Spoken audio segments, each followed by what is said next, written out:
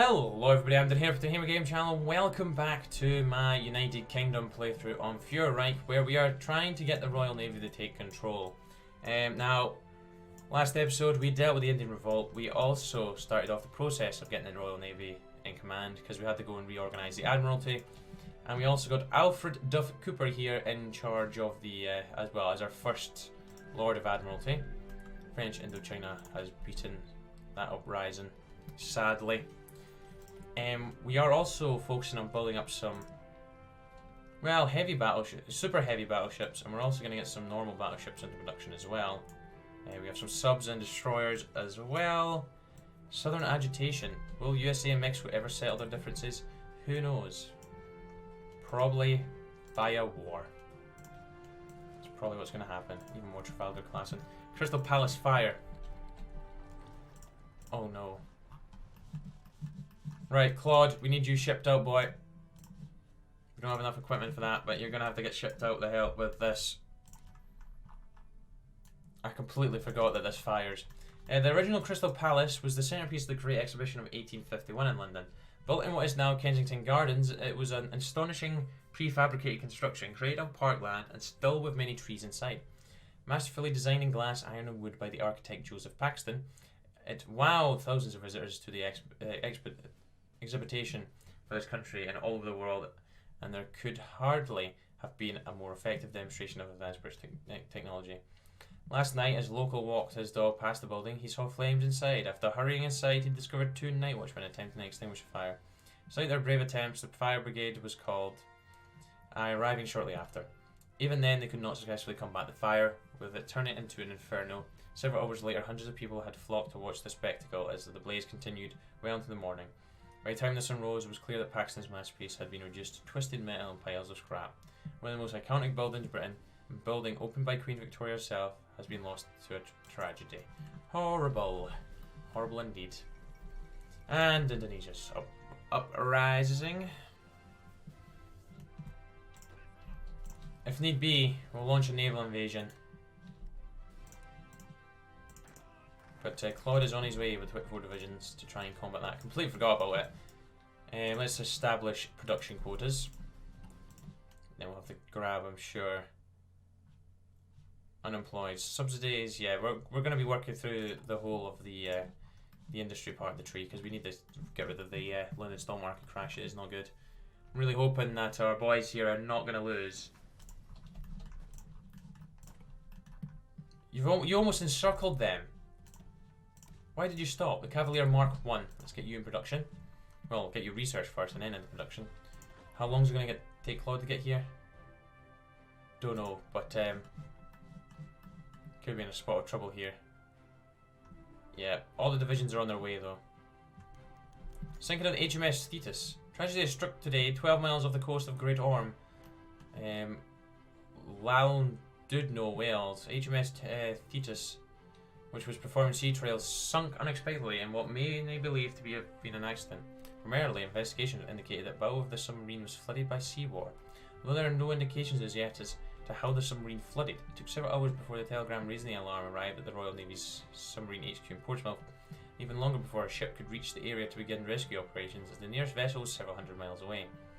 Only 4 men have reportedly escaped the disaster, with the remainder of the vessel's crew having perished due to oxygen deprivation or in attempts to flee the vessel via the hatch previously used to escape by others. Royal Navy Submarine Headquarters has said that it will be many months before the ship can be reached and the bodies of the dead removed for burial. A horrible disaster for Britain. Alan Turing submits on computable numbers.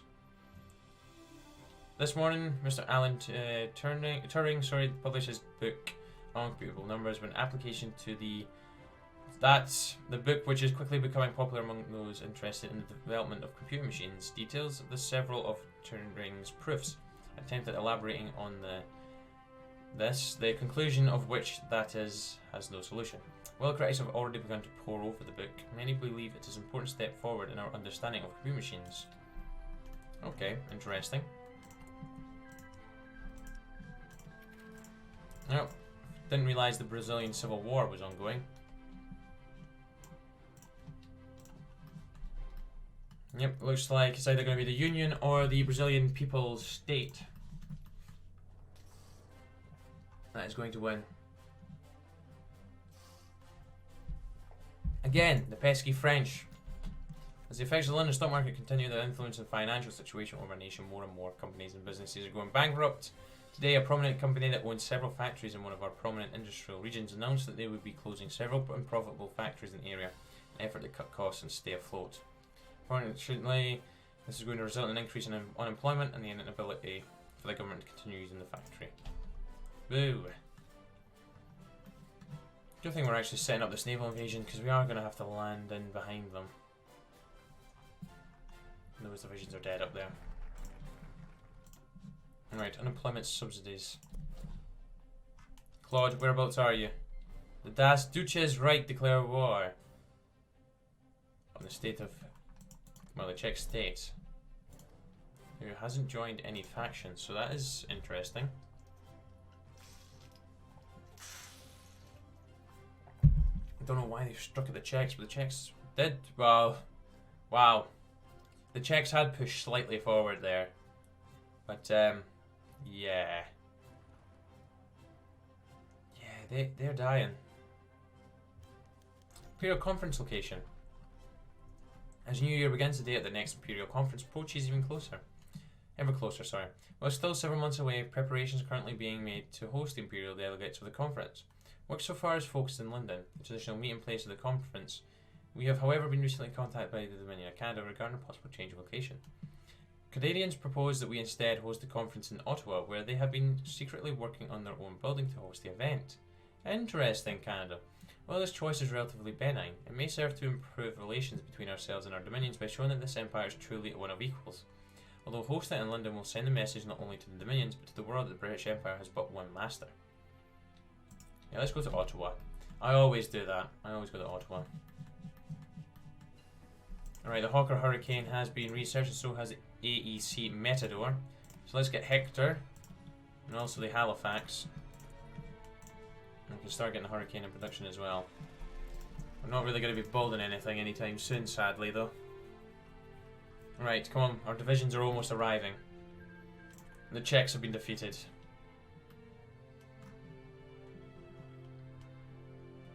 Naval invasion's 10 days away.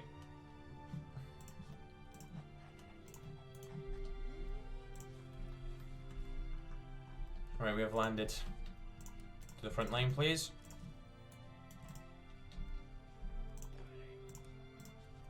We also have our boys landing in the north as well, hopefully. We'll launch that as soon as we're able to. And those divisions can start pushing as soon as they're at the front line.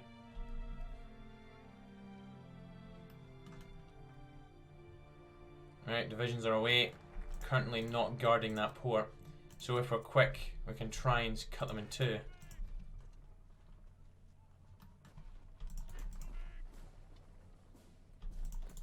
Yeah, they still have control of a port. But hopefully we'll be able to push that division back before they can reinforce.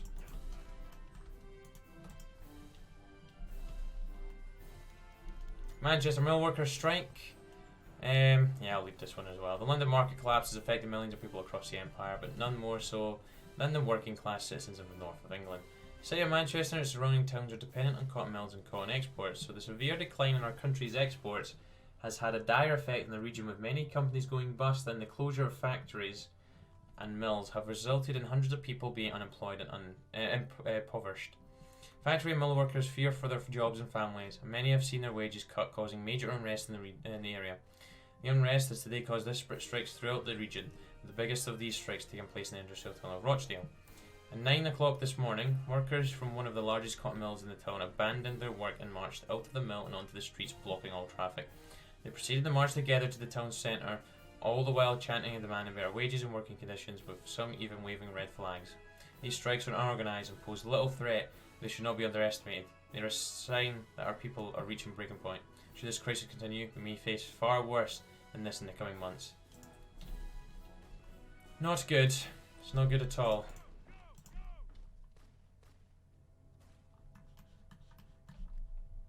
Oh, we could have an encirclement happening down here.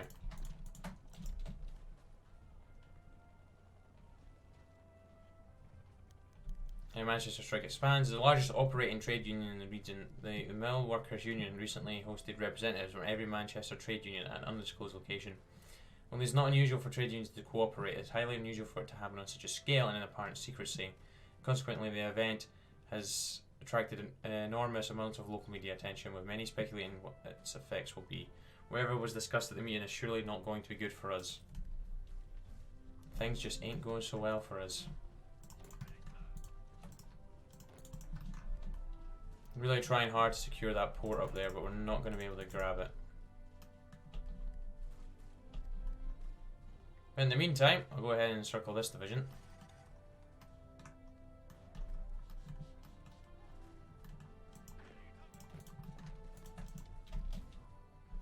Oh yes, we cut the M divisions off. Good, good, good. And we also cut off this division as well.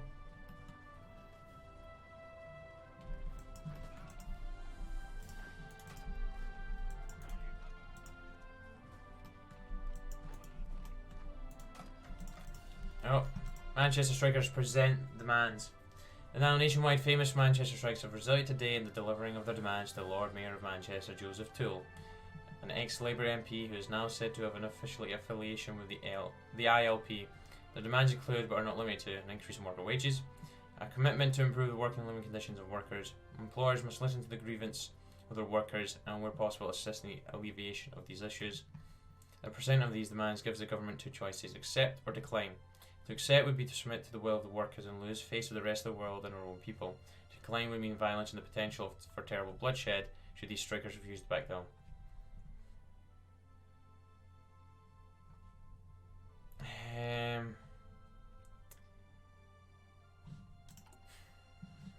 Yeah, we're going to break out by force. I'm not going to submit to their demands.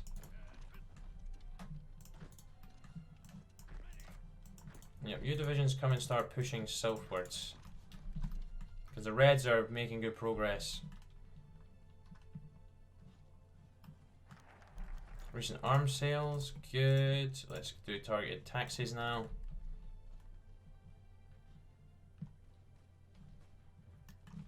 National trade unions meet. After the strikes in Manchester were broken up by police in the area following our command, the situation has been relatively quiet in the areas previously affected. It wasn't until today we received more news regarding the matter. Following police brutality and the breakup of the strikes and numerous injuries, trade union officials in Manchester have met in their counterparts across the nation in an attempt to rally support for strikes. We have recently received word that they have been successful in convincing the other trade unions that action is required. Speculation persists as to the meeting itself, with many suggestions that there have been a national trade union congress in the making, with the intention of setting up local political infrastructure in the event of more organised actions. For now, it is anyone's guess what the action will involve, although we are sure to find out soon. Oh no, please don't civil war me.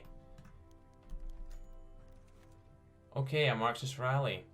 Large numbers of journalists were spotted today reporting on a Marxist rally being held in one of our cities affected by recent factory closures. Normally, a rally such as this would go unnoticed, but larger than normal crowds attract the attention of local journalists who are now running stories of political support and sympathies for Marxist political policies being at an all-time high. Regardless of the story's veracity, it has succeeded in drawing public interest to those who organised the rally.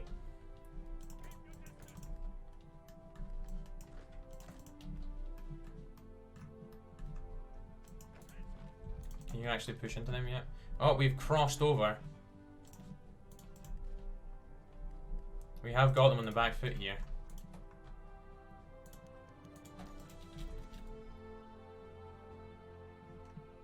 It has become apparent in the past week that plans of the trade union officials across the country has been put into motion quickly and efficiently.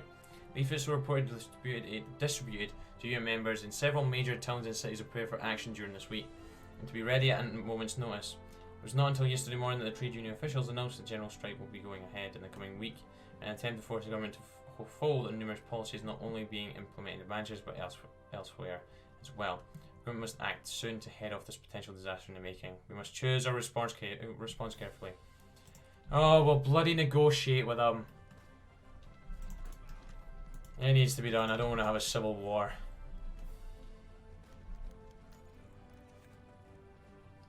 Oh no. Oh gosh, don't take over the government. Don't do it. Don't do it. I'll have to restart. Ah. Okay. After continuous negotiations with trade union leaders in London, agreements finally been reached between their side and the government. We agreed to roll back several salary cuts in the worst areas affected throughout the nation. We guarantee several government-owned industries will remain open to prevent further employment. As weak as our government stand in the eyes of the British people, but perhaps an alternative would have been far worse. Oh, my days.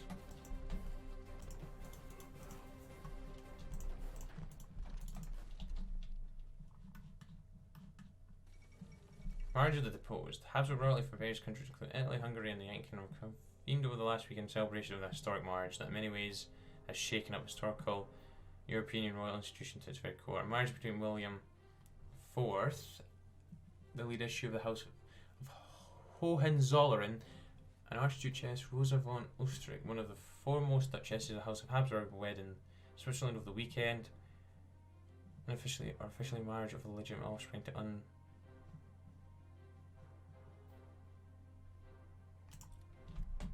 They don't really do much though, the crown in Europe. It's not like we have the German Empire or anything.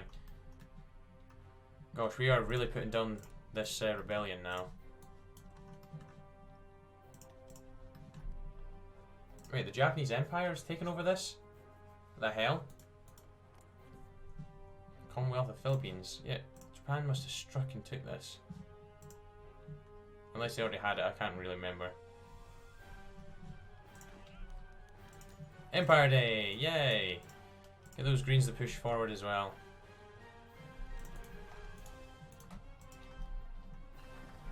Right. We've done targeted taxes. Let's do import tariffs now. Improve machine tools. Be aggressive. There's not really anything stopping us. Except from the French in the north. It's okay. The East Indies has put a lot of troops on there. Oh, we've dealt with them. Wait a second. I'll just go ahead and do this. Sorted. Yeah, they must have already controlled that. Right, with that now dealt with, our divisions can now return back home. We are so much political power deficit, like, really bad.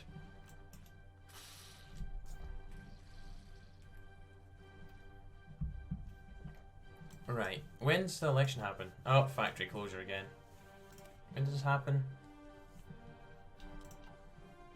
We need a Conservative majority.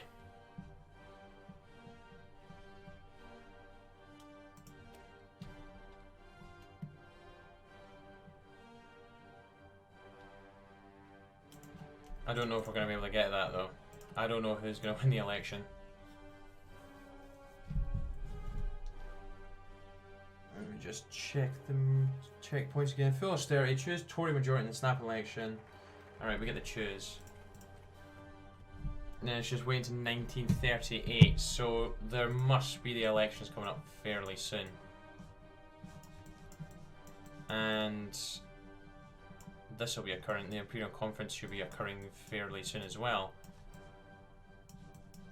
Let's do industrial deployment. We'll start aiding our dominions. Do we want to start focusing on maybe, yeah, we need to grab the next view, next submarine. Get light tanks into production possibly. Actually no, I'm not even going to bother with them. We'll just go straight for medium. So we got CAS and strategic bombers in production. Let's do aid and EL this. Let's go ahead and do loyalty rewarded. Help with the Canadians first.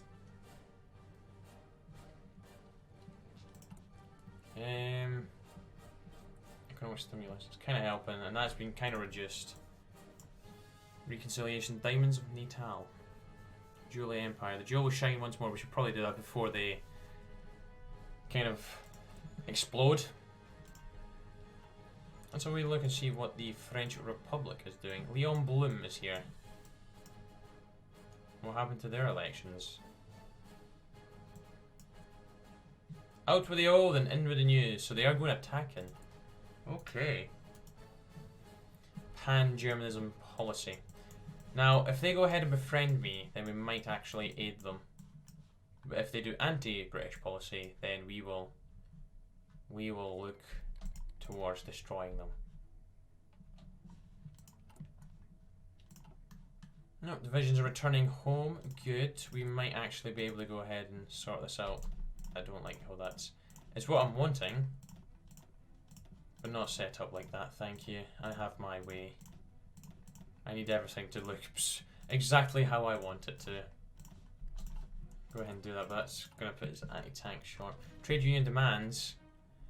With a local strike taking shape in one of our more influential industry regions, owners of the factories affected have decided to negotiate with the trade union, orchestrating the strike.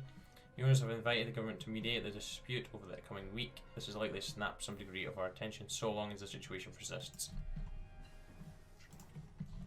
Right, we have now got close air support and strategic bombers. Shame we can't really put everything in. Well, we can. We probably could have everything in production if I'm to bring that down. Oh, we need one more factory. There we go. That's everything in production. Right, now that we've done that, let's hop over here and, well, we'll start you off. And then we'll go ahead and upgrade the artillery. Start working on doctrines. Come on, I'm really wanting this. This war is still ongoing. It's Otto Strasser now. Oh, so the Germans must have, they must have kept Hitler. Yeah, it has appointed Hitler. Yep, they kept Hitler around. Yep, there he is, Economic Minister. 14th Imperial Conference begins. This morning, the Governor-General of Canada formally opened the 14th Imperial Conference in Ottawa. Imperial delegates from throughout the Empire are set to debate numerous important issues regarding the future of our great nations. Each delegation opened with a small speech of their own, which is likely to indicate their own interest in the conference. Notably, the Canadian delegation once again announced their support for the backing of the Statute of Westminster and increased autonomy for all Dominion nations, including British India. The Australasian and New Zealand delegations made a joint statement where they wished to express interest in increased investment in their territories, as well as policies where the British government would encourage immigration to both Australia and New Zealand. The Irish and Indian delegation raised their concern of growing unrest in both of their nations, as well as their interest in more autonomy as a means of counteracting it. While many within our government are considering these statements as the usual complaints and suggestions, others believe that if they are not properly resolved at this Imperial Conference, we may see increased revolt against our rule. Whatever our choices, we must move carefully lest we lose control of the Empire altogether. Right, the economic policy. The agenda on the first day of the 1937 Imperial Conference is to be the economic policy of the Empire. Many of our dominions in the Home Isles included are still suffering greatly from the effects of the London market collapse over 9 months ago. With our industrial and economic leverage over the Empire, it will be possible for us to determine the course we will take together to solve this crisis. While we have only limited investment to spare for the dominions, we can target it to a specific area to assist them in their construction. The most popular idea that has been raised for far by the combined Australasian delegates is one of the increased industrial construction to facilitate bringing more of the employed back into the workplace and to spur on the combined economies of the Empire. Alternatively, we may also divert our investment towards the construction of infrastructure throughout the Empire to allow us to access more remote territories of the Empire with greater ease. Finally, there are those who suggest that this investment should go towards militarizing the Empire, as there are fears that with growing instability in both Europe and abroad, we may be required to involve ourselves more directly in the coming future. Reinforced military bases. Efforts will be made to assist in this area of construction will also temper benefits. Efforts will be made to assist them in this area of construction. I'm going to improve infrastructure, just because we know what the Dominion's territories will be like. Oh, the British influence within the Mediterranean has been a continuous issue between us and Italy ever since the nation's founding in 1871. Access to the Mediterranean, either through Gibraltar or Suez, is firmly within our control, which puts Italy in a difficult position. Today, though, Italy has officially denounced that what they describe as the British monopoly of the Mediterranean. As a great power, Rome says the Italians deserve uncontested access through the Mare Nostrum, and have hinted that they may seek territorial revisionism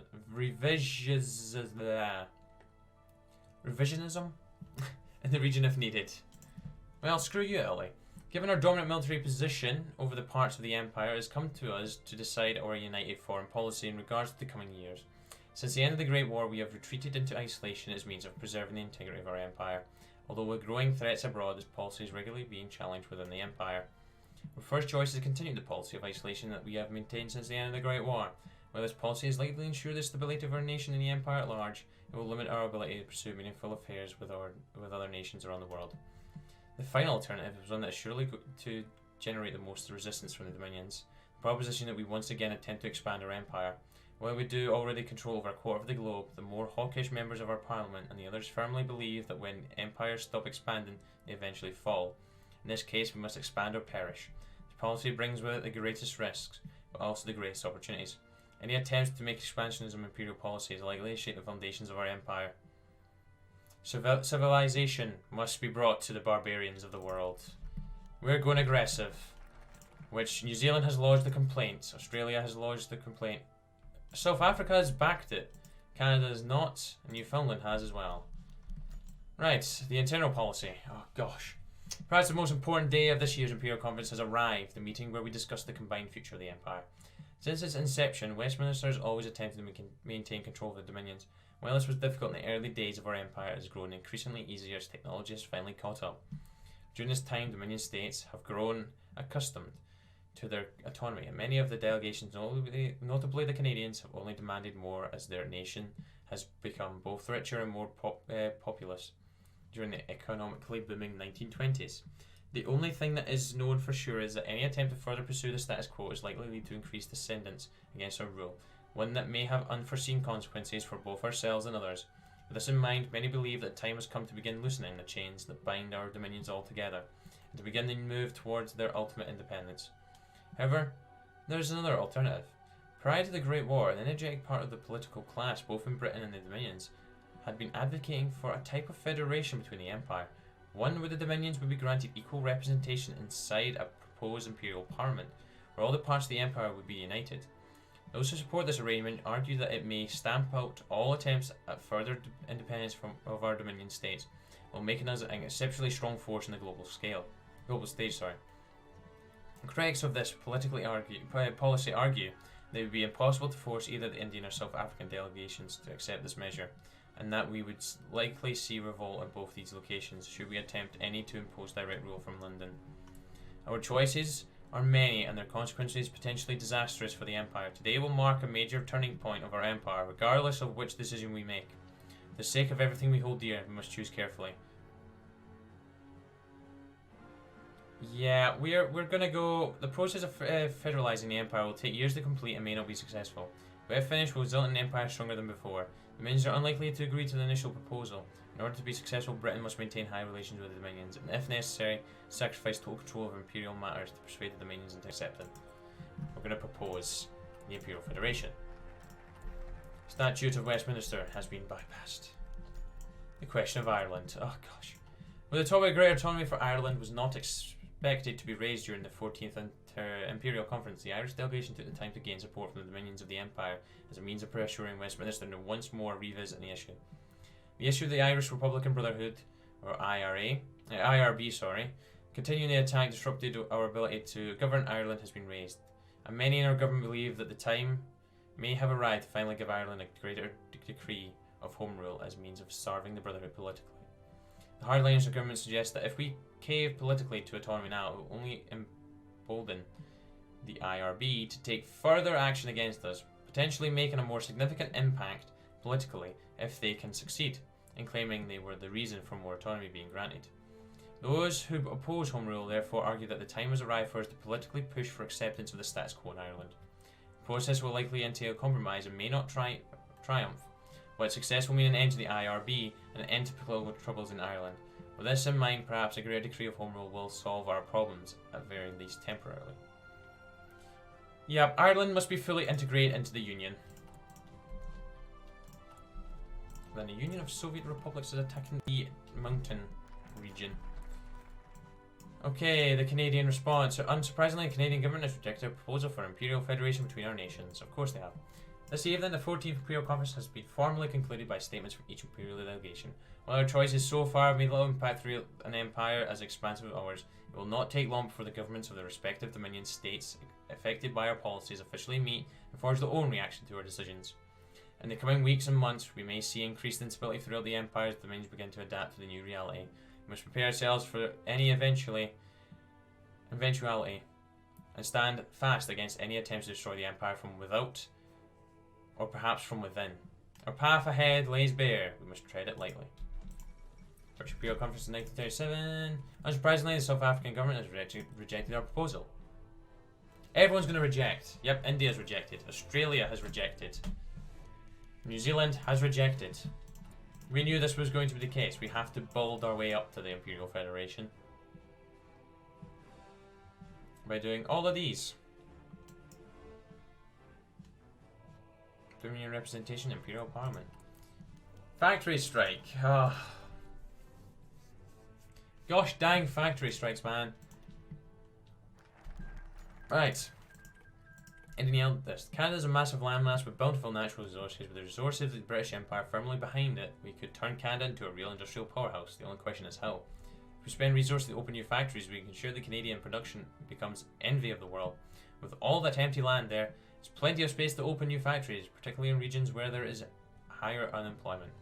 However, there's also massive deposits of oil in Western Paris, so much that it could rival the oil reserves of the Middle East if tended to properly.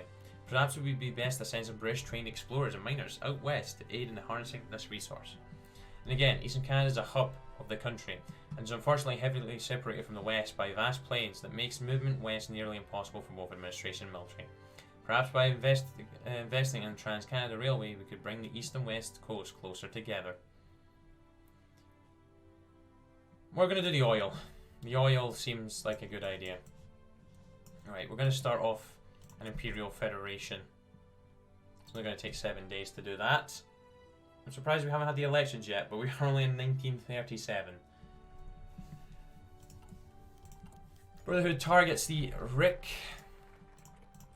Successful policies. Since using our policies of handling the effects of the London market collapse, there has been little in the way of results showing that our policies are succeeding. However, recent government reports indicate the growth rate seem to have been somewhat underestimated last quarter, which demonstrates that our policies are working, albeit slowly. Whatever the case, this has been a boost for our government's popularity and will surely assist us in making further changes. Good! Good.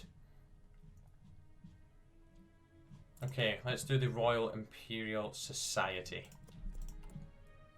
Yeah, strikes, Imperial upheaval is just hurting us as well. Oh no, they took out the mountain. That was not who they took out first. They took out the mountain republic. Now they're taking out the Transcaspian government. Italian warships sighted near Cyprus. What is this? A large Italian armada was spotted recently off the coast of Cyprus. They made their presence explicitly clear to the local British forces, but as quickly as they arrived, they sailed back to Italy. It seems they're seeking to intimidate the local garrison as well as the Royal Navy in general. While the Italian Navy may be very dated compared to the Royal Navy, we must not underestimate the threat. Maybe we should consider building up local defences. Yeah, we're going to build up our defences in Cyprus. The government calls an election. As a political crisis engulfing our country continues unadapted, only made worse by recent events in Manchester, many within our government believe the time is rapidly approaching for the government to call an early election as a means of securing a new mandate for the people of this country. While doing so, our government believes we will be unable to implement our policies adequately. The upcoming election is sure to decide the direction of our nation's efforts in the years to come. And we are going to go ahead and sort out the election stuff next episode because we are out of time. So thank you very much for watching, guys. I hope you enjoyed, and I shall be back very soon for another episode. Take care, cheerio, bye, for now.